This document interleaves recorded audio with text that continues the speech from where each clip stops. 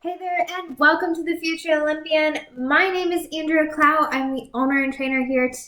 And today I want to take a look at how horses reflect us as riders. And this is scary, guys. This is like hiding underneath the table. We don't really want to think about this. We don't. And I think it's kind of a rude awakening for some of us because we train so hard, we work so hard for something, and we're stuck in where we are. And we don't want to think we're the problem. We're like, oh, my horse pulls on me all the time. Oh, my horse doesn't stop correctly. He doesn't stop squarely. My horse falls apart in the canter. And it's been going on consistently for maybe the last 6 months or a year. That's when we know if all our tack is fitting correctly, everything is in alignment, the horse doesn't have any chiropractic issues, doesn't have any back issues, the tack is fitting correctly. This is where we know that it is the rider's fault. And we can catch this before all this. We can make it better if we actively participate in our horse's journey of their career. So, how many of us are nervous when we get on a horse? Yeah, there's quite a few of us. Subconsciously, quite a few of us, we say, oh my gosh, what is he going to do today? Crap, right? Unless we have that diamond in the rough, then that horse is going to react to that nervousness. They might spook at different things. They might not be confident in walking across something. They might think, oh my God, I'm going to die. And it's because they're reflecting ourselves as riders. We're not confident. We're not secure enough to lead them through this nervous action, anxious reaction. How many of us get tense when we're riding? We go, oh my God, he's pulling on me. And we get tense. Or our hips are super tense and locked up and we can't sit the trot. Direct reflection. Our horse's back is going to become sore. They're going to become harder in the bit, in the mouth. They're going to react to this if we are tense. So we have to learn to become relaxed but strong in this moment. We have to learn to become like a river. A river flows strong and steady, but it's relaxed. It'll move. It'll go with the current. But it has to be relaxed. If it's ice, so tension, it's not going to move so easily, right? It's not going to move so fast. Now let's say you're asking for leg yield. You're asking for the horse to move over, and all of a sudden your shoulders go out of alignment, one drops down, your entire side lifts up, and you collapse on that inside. They're going to collapse. Or if you're going to the right or the left and they constantly collapse, they fall down, it's because they're not strong enough and you're not strong enough to correct it. So they're being a direct representation of the rider. And if you take a look at most horses and you look at the riders and you look the correlation of what is going on in both, there's going to be a correlation.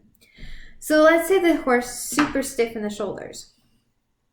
The rider's most likely going to be super stiff in the shoulders. Correlation. Let's say you're super stiff in your low back. And I just had a epiphany there. And your horse is super stiff in their low back. Correlation. And the epiphany I just had is both my horses, one's a Lipizzan, one's a quarter horse, and they are always out in the exact same location in their low back. And that's usually where I'm out too. Correlation.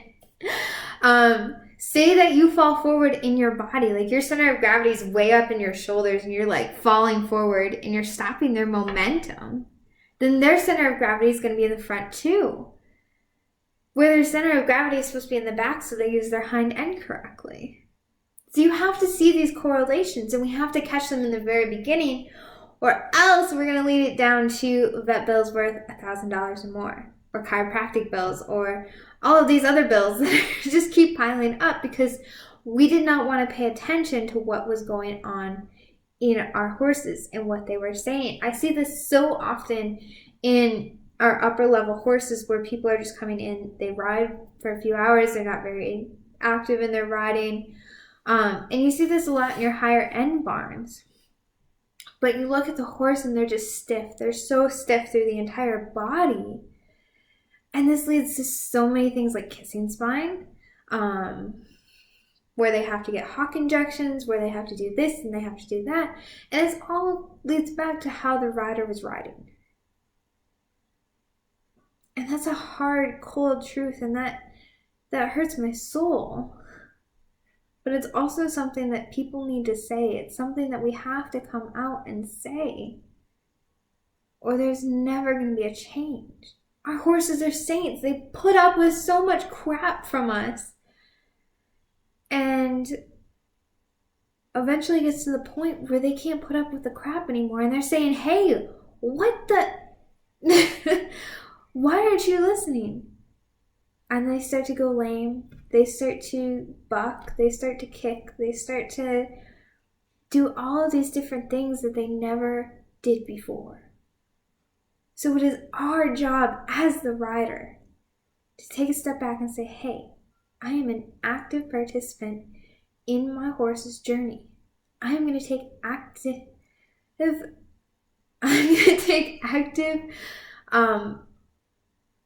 active role in it right now. I am going to push forward. And that's what you got to do. You got to push forward.